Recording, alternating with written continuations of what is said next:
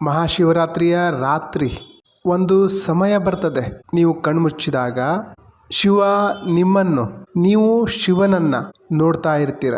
ನೋಡ್ತಾ ನೋಡ್ತಾ ನೀವಿಬ್ಬರೂ ಒಂದಾಗ್ತೀರ. ಅಲ್ಲಿ ನಿಮ್ಮೊಳಗಾಗುವ ಅನುಭವ, ಆ ಸ್ಟೇಟ್ ಆಫ್ ಎಕ್ಸ್ಪೀರಿಯನ್ಸ್ ಏನಿದೆ ಅದನ್ನೇ ಮಹಾಶಿವರಾತ್ರಿ ಅನ್ನೋದು. ಇಂಟರ್ನೆಟ್ಟಲ್ಲಿ ನಮಗೆ ಮಹಾಶಿವರಾತ್ರಿ ಬಗ್ಗೆ ತುಂಬ ವಿಡಿಯೋ ಸಿಗ್ತದೆ. ಯಾವ ರೀತಿ ಪೂಜೆ ಮಾಡಬೇಕು, ಯಾವ ರೀತಿ ಉಪವಾಸ ಮಾಡಬೇಕು, ಏನು ತಿನ್ನಬೇಕು ಏನು ತಿನ್ನಬಾರ್ದು, ಅಥವಾ ಗ್ರಹಗಳಲ್ಲಿ ಬದಲಾವಣೆ ಆಗ್ತದೆ, ಊರ್ಜೆ ಮೇಲಿಂದ ಕೆಳಗಡೆ ಬರ್ತದೆ, ಕೆಳಗಡೆಯಿಂದ ಮೇಲ್ಗಡೆ ಹೋಗ್ತದೆ, ಈ ರೀತಿ ಏನೇನೋ ಮಾಹಿತಿ ಸಿಗ್ತದೆ. ಅದರಿಂದ ಮಹಾಶಿವರಾತ್ರಿಗೆ ಏನು ವ್ಯತ್ಯಾಸ ಆಗಲ್ಲ. ಆ್ಯಕ್ಚುಲಿ ಮಹಾಶಿವರಾತ್ರಿ ಅಂದರೆ ಏನು ಅದು ನಾನು ಮುಂದೆ ಹೇಳಿದ್ದೀನಿ, ಅದನ್ನು ನೀವು ಅನುಭವ ಮಾಡಬಹುದು. ಆ್ಯಕ್ಚುಲಿ ಹಾಗಾಗುತ್ತೆ, ಅದನ್ನೇ ಮಹಾಶಿವರಾತ್ರಿ ಅಂತಾರೆ. ಏನಾಗುತ್ತೆ, ಏನು ಅನುಭವ ಮಾಡೋದು ನೋಡೋಣ. ಒಂದು ಕಡೆ ನಾವಿದ್ದೀವಿ, ಇನ್ನೊಂದು ಕಡೆ ಬ್ರಹ್ಮಾಂಡ ಇದೆ. ಅಂದರೆ ಈ ರಾತ್ರಿ ಬ್ರಹ್ಮಾಂಡದಲ್ಲಿ ಏನು ನಡೀತದೋ ಅದು ನಮ್ಮ ದೇಹದಲ್ಲೂ ಆಗ್ತದೆ, ನಡೀತದೆ. ಯಾಕೆ? ಅಹಂ ಬ್ರಹ್ಮಾಸ್ಮಿ ಯಥಾ ಬ್ರಹ್ಮಾಂಡೇ ತಥಾ ಪಿಂಡೇ. ಈ ಬ್ರಹ್ಮಾಂಡದಲ್ಲಿ ಏನಿದೆಯೋ ಅದೇ ನಮ್ಮ ಶರೀರದಲ್ಲಿದೆ. ನಾವು ಬರೀ ಬ್ರಹ್ಮಾಂಡದಲ್ಲಿ ನಡೆಯುವ ಶಿವರಾತ್ರಿನ ವಿಜೃಂಭಣೆಯಿಂದ ಆಚರಿಸ್ತೇವೆ, ಆದರೆ ಅದೇ ಸೇಮ್ ಘಟನೆ ನಮ್ಮ ಶರೀರದಲ್ಲಿ ಘಟಿಸ್ತಾ ಇದೆ. ಅದ್ರ ಬಗ್ಗೆ ನಮಗೆ ಯಾವುದೇ ಜ್ಞಾನ ಇಲ್ಲ. ಬ್ರಹ್ಮಾಂಡದಲ್ಲಿ ಆ ರಾತ್ರಿ ಏನು ನಡೀತದೋ ಅದು ನಮ್ಮ ಶರೀರದಲ್ಲೂ ನಡೀತದೆ, ಆದರೆ ಅದ್ರ ಬಗ್ಗೆ ನಮಗೆ ಗಮನ ಇಲ್ಲ.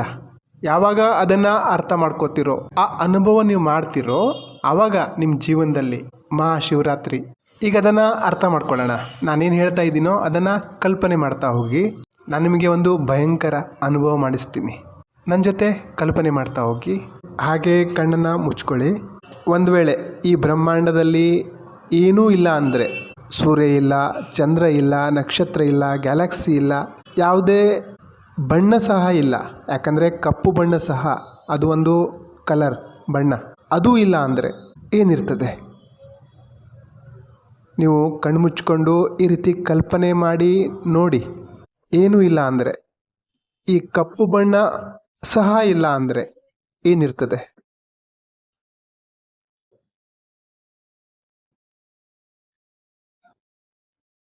ನಿಮ್ಮ ಕಲ್ಪನೆ ಇದ್ರ ಮುಂದೆ ಹೋಗಲಿಕ್ಕೆ ಸಾಧ್ಯನೇ ಇಲ್ಲ. ಇಲ್ಲಿಂದ ನೀವು ನಿರ್ವಿಚಾರದ ಸ್ಥಿತಿಯಲ್ಲಿ ಇರ್ತೀರ. ನಿಮ್ಮ ವಿಚಾರ ಏನಿದೆ ಇಲ್ಲಿಂದ ಮುಂದೆ ಹೋಗ್ಲಿಕ್ಕೆ ಸಾಧ್ಯನೇ ಇಲ್ಲ. ಕಪ್ಪು ಬಣ್ಣನೂ ಇಲ್ಲ ಅಂದರೆ ಏನಿರ್ತದೆ? ನಥಿಂಗ್ನೆಸ್, ಎಂಟಿನೆಸ್, ಖಾಲಿತನ. ಆ ನಥಿಂಗ್ನೆಸ್ನ, ಆ ಎಂಟಿನೆಸ್ನ ನೋಡ್ತಾ ನೋಡ್ತಾ ನೋಡ್ತಾ ನೀವು ಎಂಟಿ ಆಗ್ತೀರ, ಶೂನ್ಯ ಆಗ್ತೀರ. ಆ ಶೂನ್ಯತಾನೇ ಶಿವ.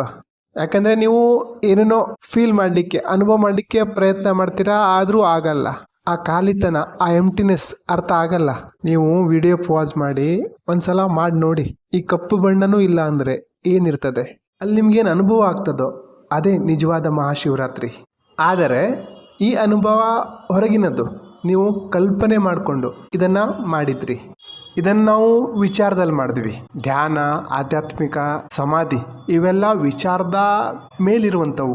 ನಾನು ಬರೀ ವಿಚಾರ ಮಾಡಿಕೊಂಡೆ ನನ್ನ ಕುಂಡಲಿನಿ ಆ್ಯಕ್ಟಿವೇಟ್ ಆಗಿದೆ, ನನ್ನ ಚಕ್ರ ಆ್ಯಕ್ಟಿವೇಟ್ ಆಗಿದೆ ಅಂತ ಅಂದ್ಕೊಂಡ್ರೆ ನಾನು ಮೆಡಿಟೇಷನ್ ಮಾಡ್ತೀನಿ, ನನಗೆ ಆತ್ಮಜ್ಞಾನ ಆಯಿತು. ಇದೆಲ್ಲ ವಿಚಾರ ತಾನೆ. ವಿಚಾರ ಮಾಡ್ಕೊಂಡು ನಾವು ಏನೆಲ್ಲ ಮಾಡ್ತೀವಿ ಅದು ಬರೀ ವಿಚಾರನೇ. ನಿಜವಾಗ್ಲೂ ನನಗೆಲ್ಲ ಆತ್ಮಜ್ಞಾನ ಆಗಿದೆ, ನಿಜವಾಗಿಯೂ ನನ್ನ ಕುಂಡಲಿನಿ ಆ್ಯಕ್ಟಿವ್ ಎಲ್ಲ ಆಗಿದೆ, ಅದು ಕೇವಲ ವಿಚಾರ, ಅದು ಕೇವಲ ನನ್ನ ಕಲ್ಪನೆ. ನಿಜವಾಗಿಯೂ ಕಲ್ಪನೆ ಅನುಭವ ಆಗಲ್ಲ. ಅದು ಕಲ್ಪನೆ. ನಾವೇನೀಗ ಕಲ್ಪನೆ ಮಾಡಲಿಕ್ಕೆ, ಅನುಭವ ಮಾಡಲಿಕ್ಕೆ ಏನು ಪ್ರಯತ್ನ ಪಟ್ವಿ ಅದು ವಿಚಾರದಿಂದ ಮಾಡ್ತಾ ಇದ್ವಿ. ಇದನ್ನೇ ನಾವು ನಮ್ಮ ಶರೀರದಲ್ಲಿ ಅನುಭವ ಮಾಡ್ಕೋಬೇಕು. ಅದೇನು ಕಲ್ಪನೆಯಲ್ಲಿ ಮಾಡಿದ್ವೋ ಅದನ್ನು ರಿಯಲ್ ಆಗಿ ಮಾಡ್ಕೋಬೇಕು. ಹೇಗೆ? ನಿಜವಾಗಿಯೂ ನಮ್ಮ ಒಳಗಡೆ ಮಹಾಶಿವರಾತ್ರಿ ಹೇಗಾಗುತ್ತೆ ಇದನ್ನೇ ಅರ್ಥ ಮಾಡಿಸ್ಲಿಕ್ಕೆ ನಮ್ಮ ಋಷಿ ಮುನಿಗಳು, ಸಾಧು ಸಂತರು, ತಿಳಿದವರು ಕ್ಯಾಲೆಂಡರಲ್ಲಿ ಮಹಾಶಿವರಾತ್ರಿ ಹಬ್ಬ ಕೊಟ್ಟಿದ್ದಾರೆ.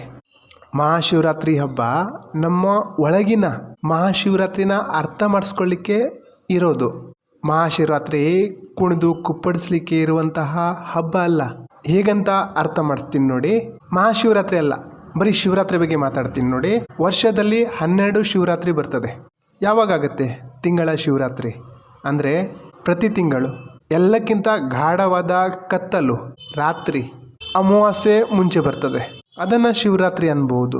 ಆ ರಾತ್ರಿ ಸೂರ್ಯನೂ ಇರಲ್ಲ, ಚಂದ್ರನೂ ಇರಲ್ಲ, ನಕ್ಷತ್ರಗಳು ಸಹ ಕಮ್ಮಿ ಅನ್ಬೋದು.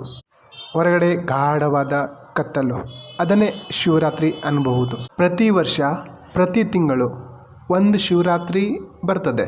ಅದೇ ರೀತಿ ಸೇಮ್ ಈ ಶಿವರಾತ್ರಿ ಏನಿದೆ ನಮ್ಮ ಶರೀರದ ಒಳಗೂ ಸಹ ಆಗ್ತದೆ.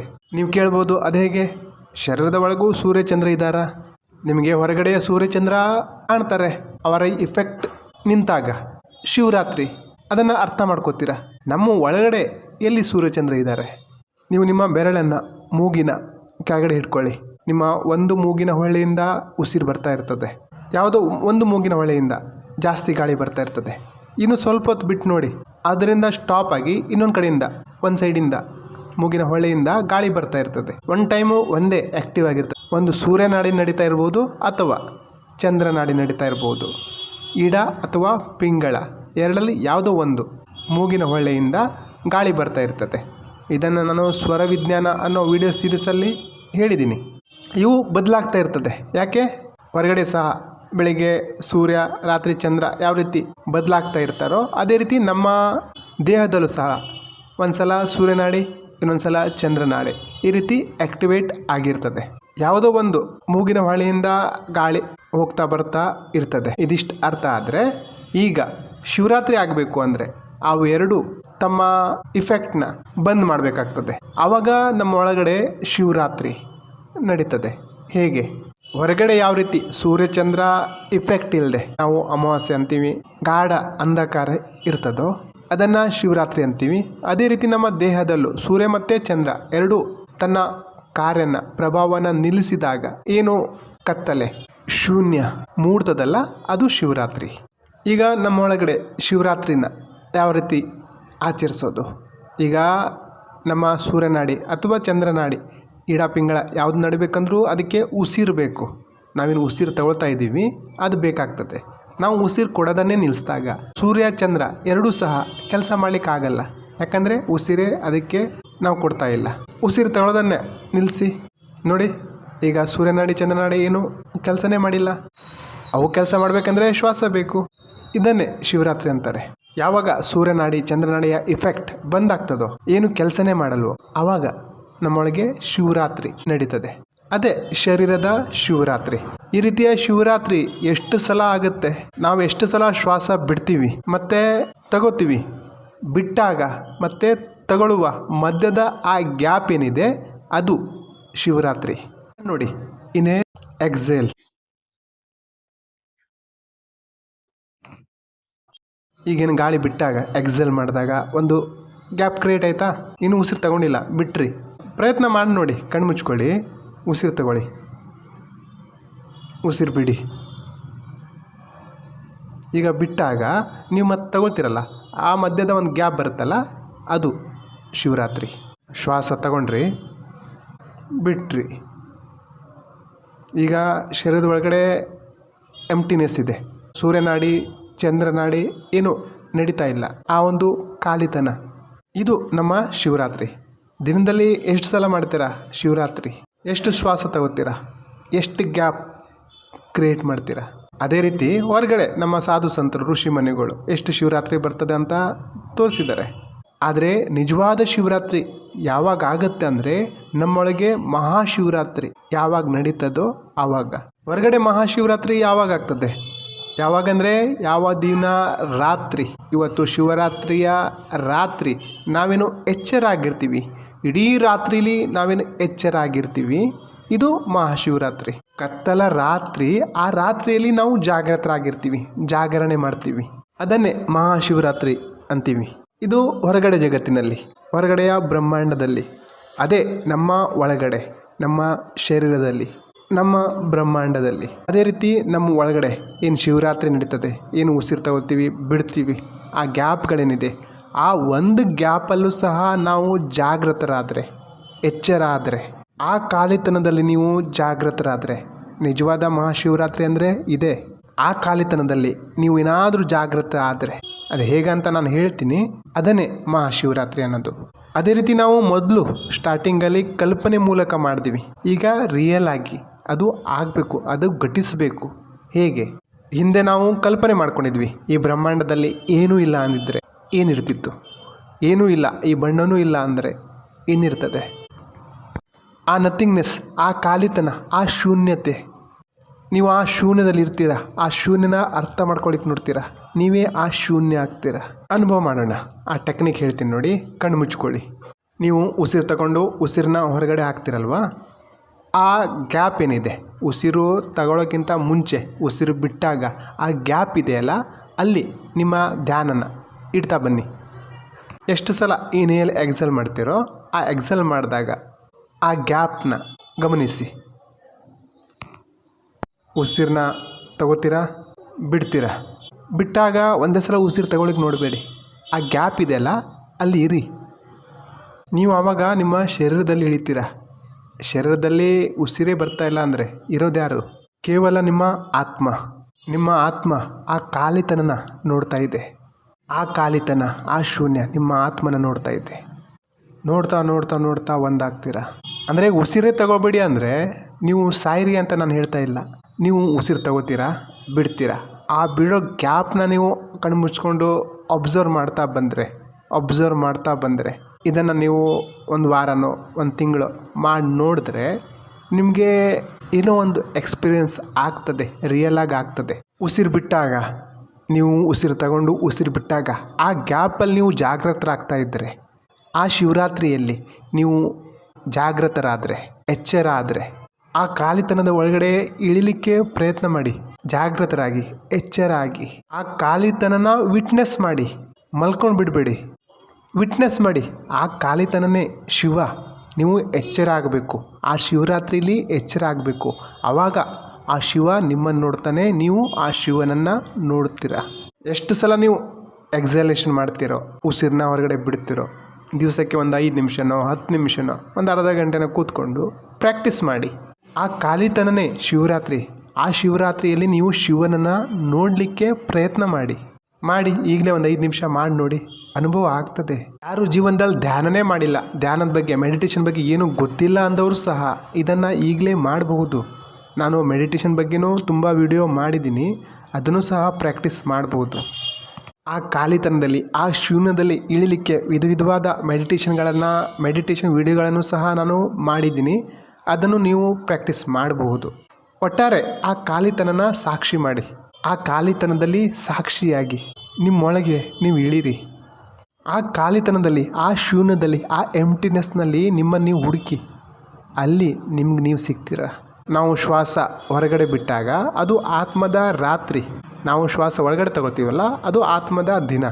ಆ ಆತ್ಮದ ರಾತ್ರಿಯಲ್ಲಿ ನೀವು ಶಿವನನ್ನು ಹುಡುಕಿದಾಗ ಅದು ಮಹಾಶಿವರಾತ್ರಿ.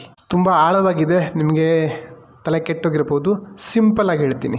ಎಷ್ಟು ಎಕ್ಸಲೇಷನ್ ಇದೆಯೋ, ಎಷ್ಟು ಸಲ ನೀವು ಉಸಿರು ತಗೊಂಡು ಉಸಿರು ಬಿಡ್ತೀರೋ ಆ ಗ್ಯಾಪ್ ಇದೆಯೋ, ಯಾವುದಾದ್ರೂ ಒಂದು ಗ್ಯಾಪಲ್ಲಿ ಯಾವತ್ತು ನೀವು ಪೂರ್ತಿ ಎಚ್ಚರ ಆಗ್ತೀರೋ ಆವತ್ತು ನಿಮ್ಮ ಜೀವನದಲ್ಲಿ ಮಹಾಶಿವರಾತ್ರಿ ಆಗ್ತದೆ. ಎಷ್ಟು ಶಿವರಾತ್ರಿ ಇದೆಯೋ, ಎಷ್ಟು ಎಕ್ಸಲೇಷನ್ ಇದೆಯೋ, ಅದರಲ್ಲಿ ಯಾವತ್ತೋ ಒಂದಿನ, ಒಂದು ರಾತ್ರಿಲಿ ಅಥವಾ ಒಂದು ಎಕ್ಸಲೇಷನ್ ನಂತರದ ಗ್ಯಾಪಲ್ಲಿ ನೀವು ಆ ಎಂಟಿನೆಸ್ನ ವಿಟ್ನೆಸ್ ಮಾಡ್ತಿರೋ, ಜಾಗೃತರಾಗ್ತಿರೋ, ಎಚ್ಚರ ಆಗ್ತಿರೋ, ನೀವು ಆ ಖಾಲಿತನನ ವಿಟ್ನೆಸ್ ಮಾಡ್ತೀರಾ. ಆ ಖಾಲಿತನ, ಆ ಶೂನ್ಯ ನಿಮ್ಮನ್ನು ನೋಡ್ತದೆ. ಯಾವಾಗ ನೀವು ಆ ಖಾಲಿತನದಲ್ಲಿ ವಿಟ್ನೆಸ್ ಮಾಡ್ತಿರೋ ಆವತ್ತು ನಿಮ್ಮ ಜೀವನದಲ್ಲಿ ಮಹಾಶಿವರಾತ್ರಿ ಆದ ಹಾಗೆ. ಅಂದರೆ ಶಿವನ ಒಂದು ರಾತ್ರಿ, ಶಿವನ ಬೆಳಕು ನಿಮ್ಮೊಳಗಡೆ ಮೂಡ್ತದೆ. ಆ ಕರಾಳ ರಾತ್ರಿಯಲ್ಲಿ ನಿಮ್ಮೊಳಗೆ ಪ್ರಕಾಶ ಮೂಡ್ತದೆ.